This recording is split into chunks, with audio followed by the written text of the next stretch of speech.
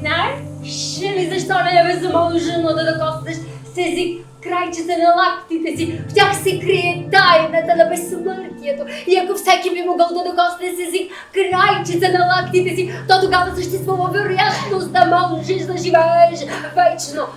Аз съм пчелар. Наистина ли? Да, наистина. Наистина си пчелар? Наистина съм пчелар. Боже Господи, как обичам мед, буркан с мед, лъжица, Наистина ли? рай, Наистина ли? наслада, да. Сбърках ли нещо?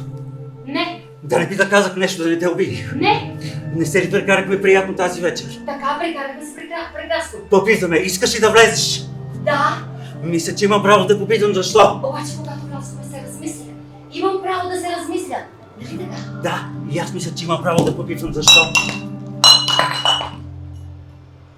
Може би трябва да ни вземем бележник и да го увесим на врата ти, не мислиш ли? Моля? Шегувам се. Мери, по дяволите, Мери! Spend our lives doing. I'm certain when it comes to a great many things. But there is one thing. I am defiantly Yes. certain of. Oh.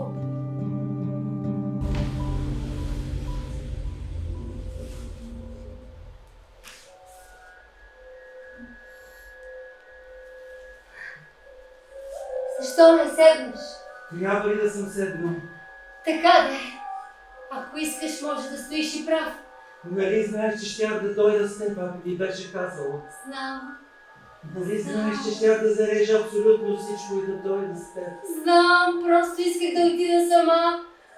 Всъщност съм малко ядосан, нали? Ядосан. Да, малко съм ядосан.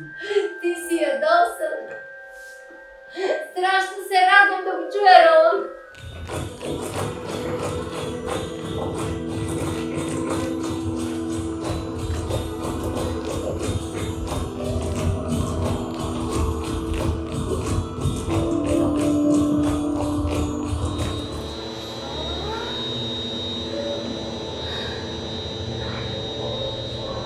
Получих резултатите от биопсията.